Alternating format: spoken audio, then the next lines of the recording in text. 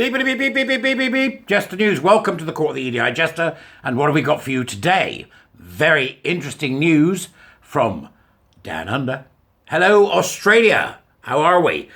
Great to see what's occurring down there in regards to the constant fight against gender identity ideology and the queer theory, blue-haired, ring-nosed nutpieces who we have to deal with on a regular basis. So, I found a great piece in abc.net.au, which was from the 12th, so it's going back a little bit, and was written by the Janelles Mills, but it was updated, I think, since then, so the update has sort of clarified some of the stuff that's going on, but this is really big news, folks, so please subscribe and get notifications so you know when I release some new stuff. So if you can do that, subscribe to the channel, buy me a coffee, Warrior Teacher, join my Substack, all the usual stuff. Links are in the doobras. Let's get going.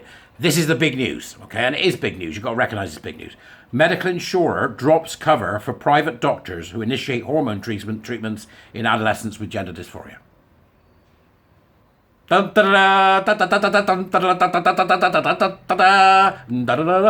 Right, we're off, okay? So, in other words, they don't like it up 'em, very good people, because this is what they're doing. They're going to get it up 'em, right? The Australian Professional Associate of Trans Health, right? I'm not even sure that's a thing, right? It should be, anyway. Representing hundreds of health professionals who provide care to transgender people, is aware of some GPs who have already stopped gender-affirming care because of the decision. Yes! Yes! Yes, yes, the edifice is crumbling on many levels, but don't get complacent. Because as we squeeze these medical malpractitioners and other nonsense merchants involved in all this crap, as we squeeze them, they will get more virulent. So watch for it.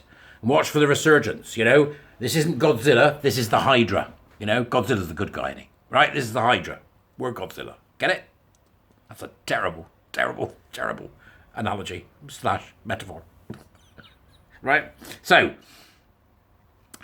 one of Australia's leading medical insurers has dumped cover for private practicing doctors who initiate hormone treatment in adolescents with gender dysphoria, a decision that may put even more pressure on public hospital waiting lists. Now, this is interesting.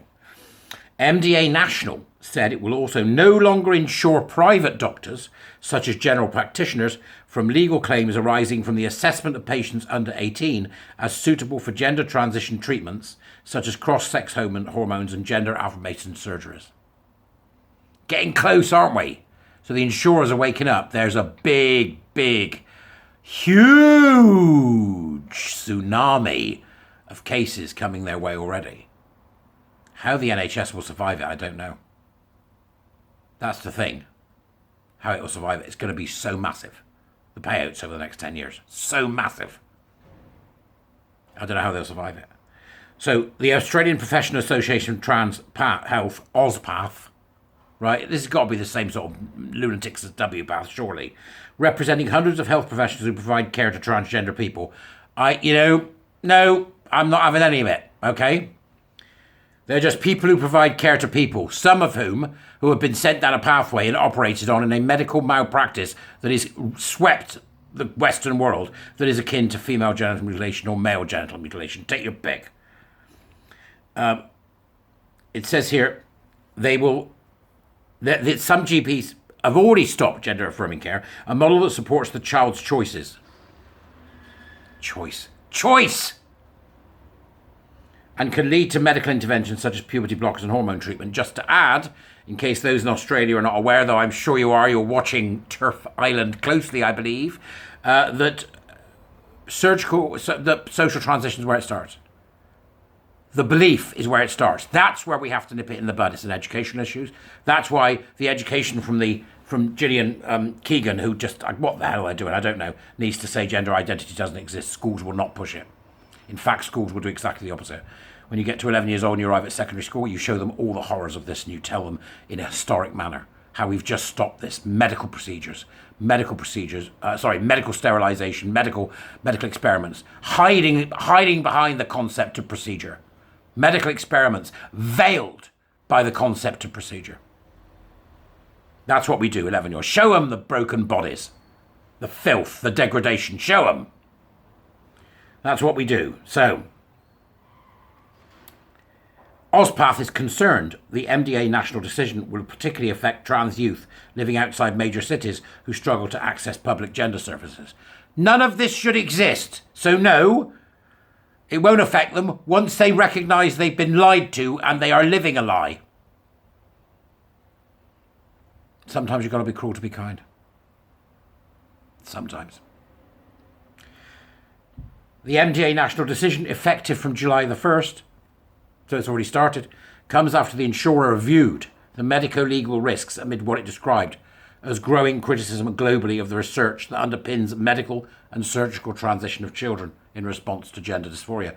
Interesting then, in light of the previous videos that I've done about the Endocrine Society and their engagement with the global movement, is that they're saying we've looked too. They've done the equivalent of a systematic review, I imagine, but certainly enough for them to decide whether or not from an actuarial perspective, from what is the risk, that the risk is now so great that they will pull out any support for doctors. There will be no insurance for these doctors, these butchers that put children on this rack. Okay? And then bend them out of shape. It was made, he says here, the decision, in response to the risk of potentially high-valued claims arising from the irreversible treatments provided to children and adolescents. ABC, because they're nuts, right, have then put a box saying, if you need any help, call these LGBTIQ nut jobs, right? That's what they've done.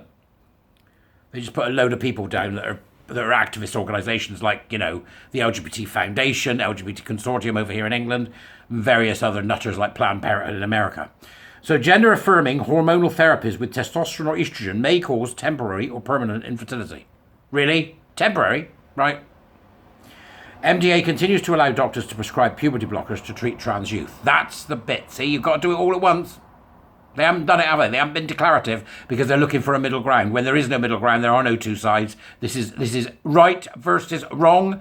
Medical experimentation on anyone is wrong. Not least of all on children. Although some people who are terribly, terribly on and received a diagnosis of terminal illness will be used for experimentation with their permission because it may save people from what they are, in fact, going to die from. Other than that, bog off and leave the kids alone. While there is evidence of long-term side effect for puberty blockers such as reduced bone density, the effects on puberty are reversible. They're not, ABC. They're not. So this is where ABC goes into full-on. So they're reporting on it factually, then they go into full-on mad transgender identity ideology, queer theory nut jobs. They're not reversible. You end up with 17-year-olds with no sexual function. Children are not able to transition without relying on the assessment of medical professionals, MDA National said in a statement to the ABC. This places doctors in a uniquely vulnerable position with respect to future litigation. Good, because it places the young people in an even more vulnerable situation at the behest of doctors who are deranged enough to think this is a good idea.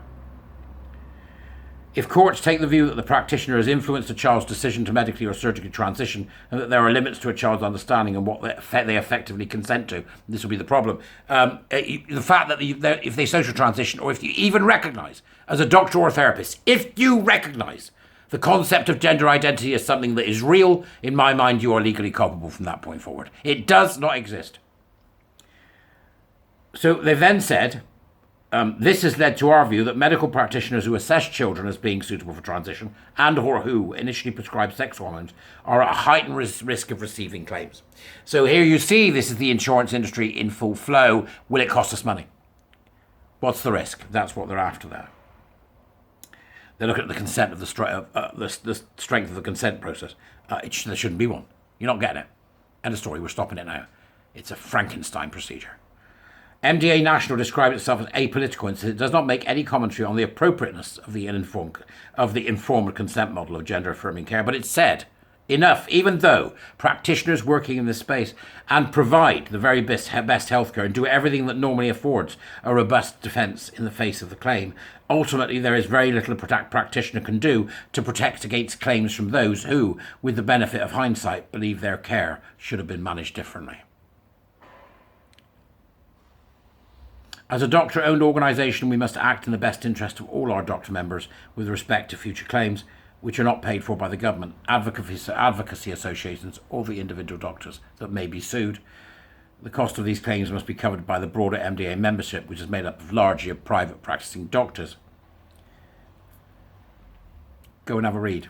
Okay, its decision is, that's quite big too, because that will mean that the other insurers are going to go, hang on, what's going on here? It's exactly what we need to happen here. It's exactly what we need to happen in America. Remove the medical insurance of any doctor who practices a medical procedure or any kind of procedure with patients based on the false idea of a gender identity, which does not exist except in the mind of the deluded believers. Go well, peeps. Gosh, it's, the floodgates have opened. I'll see you later.